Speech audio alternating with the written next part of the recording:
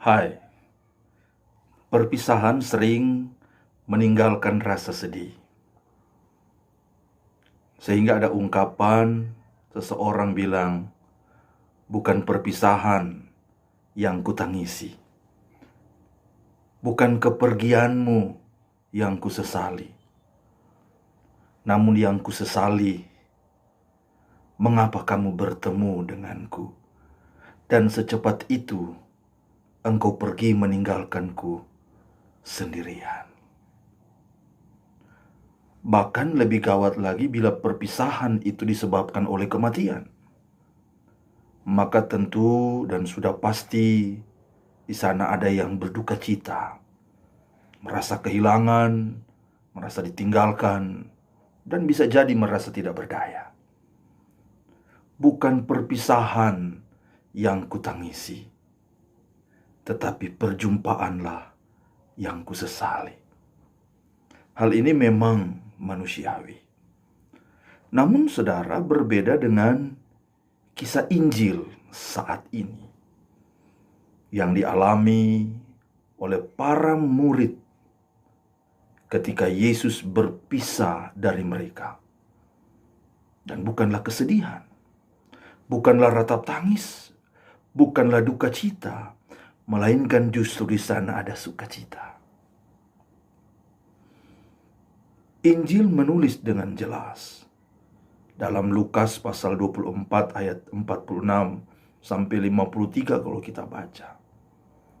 Ketika Yesus sedang memberkati mereka, ia terpisah dari mereka dan terangkat ke sorga. Mereka sujud menyembah kepadanya. Lalu mereka pulang ke Yerusalem dengan sangat bersukacita. Mereka senantiasa berada di bait Allah dan memuliakan Allah. Sukacita mengalami perpisahan. Mereka berada di bait Allah dan memuliakan Allah. Dan ini adalah merupakan suatu pengalaman iman ketika para murid mengalami sebuah perpisahan dengan Yesus. Kenaikan Yesus ke sorga dipahami sebagai kembalinya Yesus di dalam kemuliaannya.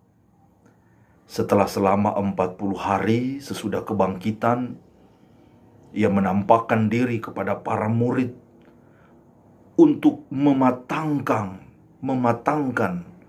hubungan mesra para murid dan Yesus yang bangkit. Dengan pergi ke sorga, maka arah perjuangan para murid itu diperjelas, di mana seluruh kehidupan bersama Yesus melalui pengalaman penderitaan, wafat, kematiannya, dan kebangkitannya, memberikan makna dan nilai yang istimewa, di mana melalui kenaikan Yesus ke sorga, itu merupakan sebuah penugasan bagi para muridnya untuk mewartakan kasih karunia Allah kepada manusia, dengan memberkati para muridnya untuk mewartakan kasih karunia Allah. Maka itu berarti di sana Yesus mempercayakan murid-muridnya untuk tugas pewartaan kepada mereka. Mereka kembali ke Yerusalem dengan penuh sukacita, mewartakan kegembiraan itu kepada sesama, menjadi saksi yang betul-betul tangguh dan handal bagi dunia. Memang Yerusalem merupakan kota persiapan, dan dari situlah para murid mempersiapkan diri untuk tugas kerasulan.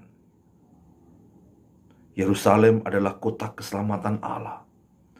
Disitulah Allah melaksanakan karya keselamatannya dalam kehidupan Yesus, di mana Yesus wafat mati dan mengalami kebangkitan pada hari yang ketiga. Dan kemudian dia berkarya selama 40 hari dan dia naik ke sorga untuk memberikan tempat kepada saya dan saudara-saudara.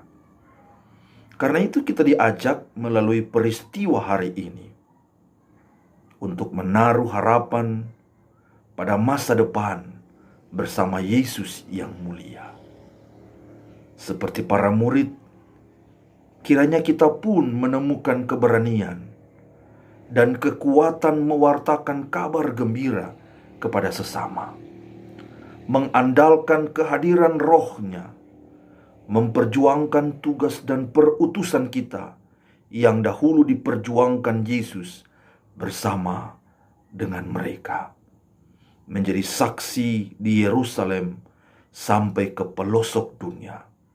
Kita pun juga diutus untuk memberkati banyak orang.